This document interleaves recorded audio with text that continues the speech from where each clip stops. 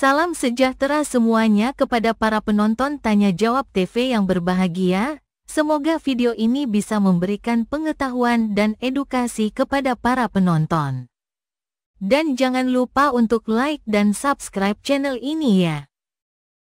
Saudara-saudara sekalian, pada video yang akan kita saksikan bersama-sama ini akan ada pertanyaan dari Reno Weldy, yaitu tentang siapa yang ciptakan Adam? Debat Mikana vs Reno, Yesus, salib dan keselamatan.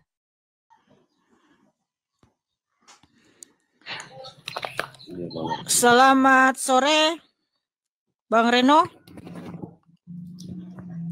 Selamat sore, menjelang Apakah malam. saudara bersedia membuka kamera? Siap. Ya, silakan Bang.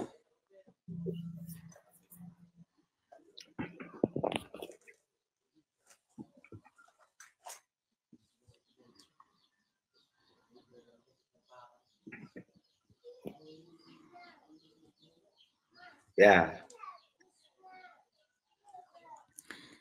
Saya mau nanya, Kak. Silakan Bang. Yang menciptakan Nabi Adam itu siapa, Kak? Tuhan Yesus. Tuhan Dalilnya Yesus. tertulis Yohanes 1 ayat 3, Kolose 1 ayat 16, Wahyu 3 ayat 14, Wahyu 4 ayat 11. Tuhan Yesus Kristus yang menciptakan segala sesuatu termasuk Adam. Jadi sebelum Yesus disalibkan, siapa yang menciptakan dunia? Tuhan Yesus sudah menciptakan segala sesuatu baru dia datang ke dunia, Bang. Oh, gitu. Makanya Alkitab berkata ya di Yohanes 1 ayat 1 sampai 14. Saya bacakan inti-intinya ya, Bang ya. Ya. Siapakah Tuhan Yesus?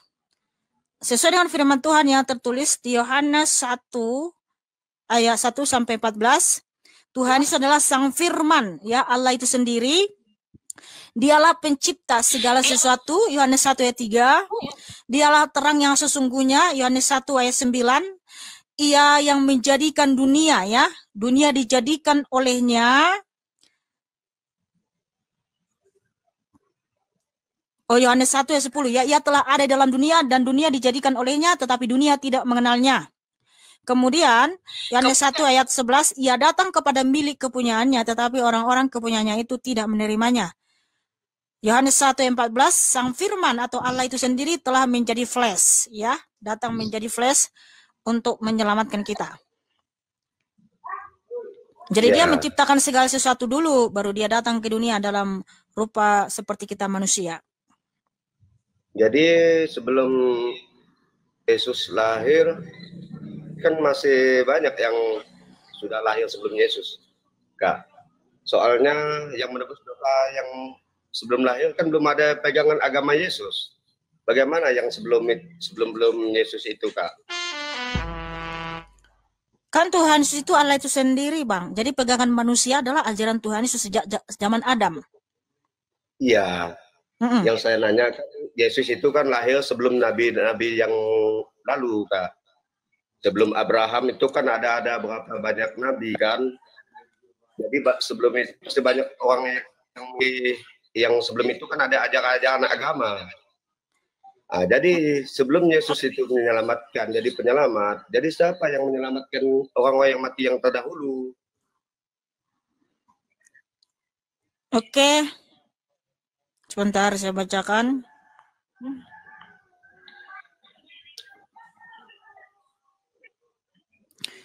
Ibrani 9 ayat 28 ya. Demikian pula Kristus hanya satu kali saja mengorbankan dirinya untuk menanggung dosa banyak orang. Sesudah itu ia akan menyatakan dirinya sekali lagi tanpa menanggung dosa untuk menganugerahkan keselamatan kepada mereka yang menantikan dia. Nah di sini Tuhan Yesus itu hanya satu kali ya memberikan pengorbanan di atas kayu salib, dan darahnya yang tercurah itu berkuasa mengampuni dosa seluruh umat manusia sejak zaman Adam sampai manusia zaman akhir yang percaya kepadanya. Haleluya. Iya. Kalau gitu kan kita kan belum paham, kita mau bertanya kan. kok kenapa dia sampai disalib? Padahal kan, dan saya pun masih bingung, kenapa dia disalib, padahal dia tuh penebus dosa, menyelamatkan umat. Bahwa padahal pengikut-pengikutnya tuh udah tahu, murid-muridnya tuh yang 10 tuh udah tahu bahwa dia tuh penyelamat. Jadi banyak-banyak yang pengikut tapi dibilang pengkhianat.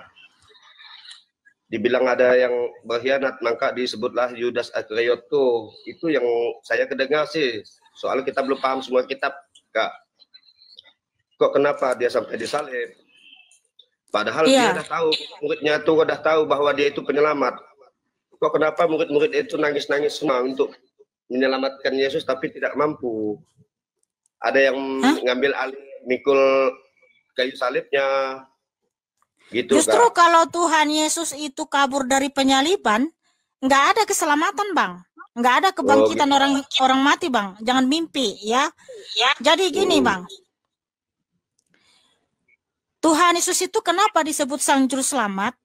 Karena melalui darahnya yang tercurah di atas kayu salib, dia menyelamatkan kita, dia memberikan kita pengampunan. Kalau Tuhan Yesus tidak mau disalib, mati dan bangkit, ya nggak ada keselamatan, Bang. Jadi gitu. Keselamatan itu datang dari darah Kristus yang tercurah di atas kayu salib, Bang.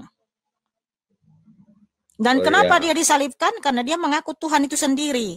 Tetapi ketika dia disalib, darahnya yang tercurah itu, Bang, dampaknya memberikan keselamatan kekal kepada kita. Karena itu darah yang sangat kudus, sangat yang mulia.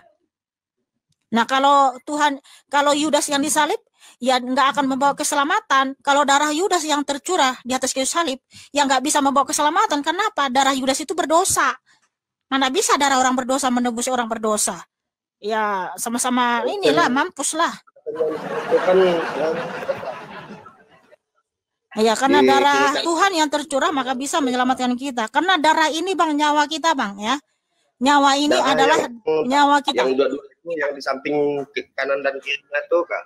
Bagaimana itu?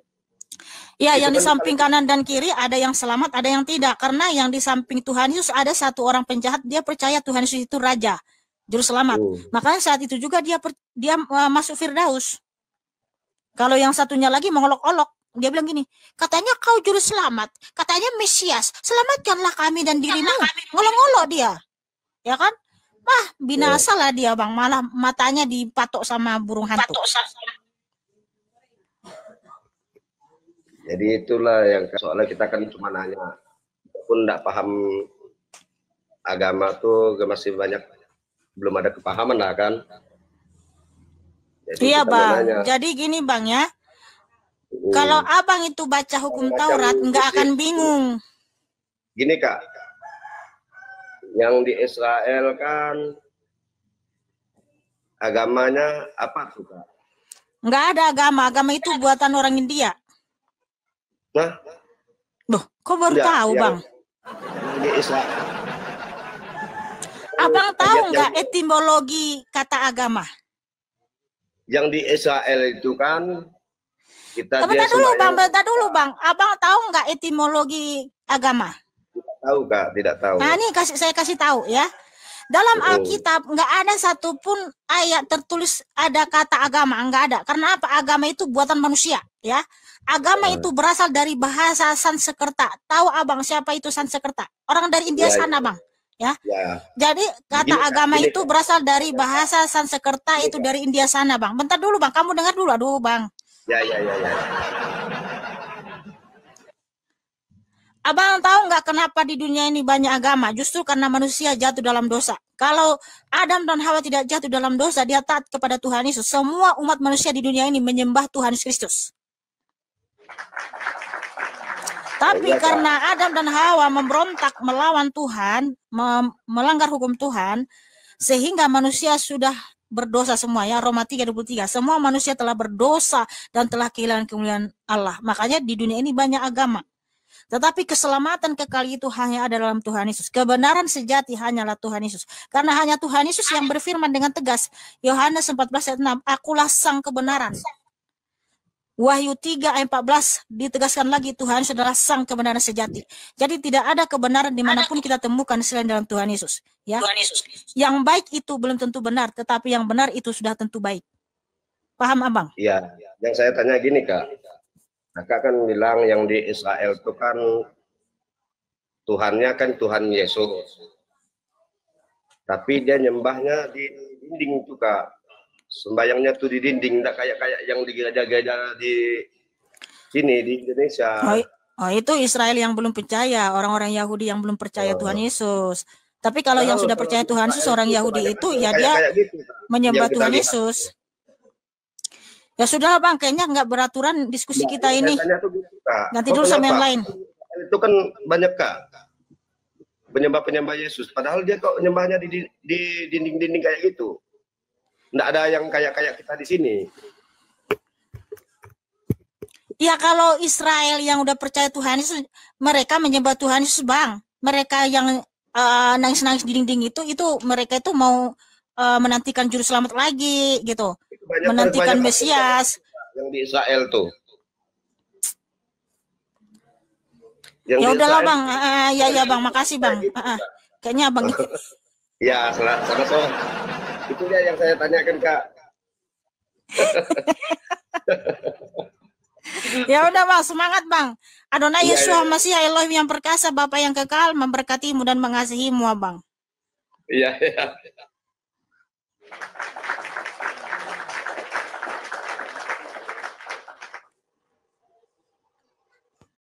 Saudara-saudara sekalian, pada video yang sudah kita tonton bersama-sama ini ada pertanyaan yang mana mungkin bikin banyak orang pusing atau marah-marah atau menerima semua penjelasan dari Mihana.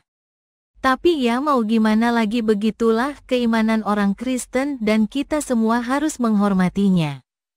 Silahkan para penonton menilai sendiri dan dapat memberi tanggapan melalui kolom komentar mengenai penjelasan dari Mihana. Terima kasih. Jawabannya lihat ayat di Alkitab, Wahyu 3 ayat 14 menyatakan, beginilah firman Amin, saksi yang setia dan benar, permulaan dari ciptaan Allah. Wahyu 4 ayat 11 menyatakan, ya Tuhan dan Allah kami. Engkau layak menerima puji-pujian dan hormat dan kuasa, sebab Engkau telah menciptakan segala sesuatu. Ibrani 9 ayat 28 menyatakan, demikian pula Kristus hanya satu kali saja mengorbankan dirinya untuk menanggung dosa banyak orang. Roma 3 ayat 23 menyatakan, karena semua orang telah berbuat dosa dan telah kehilangan kemuliaan Allah. Yohanes 14 ayat 6 menyatakan, akulah jalan dan kebenaran dan hidup.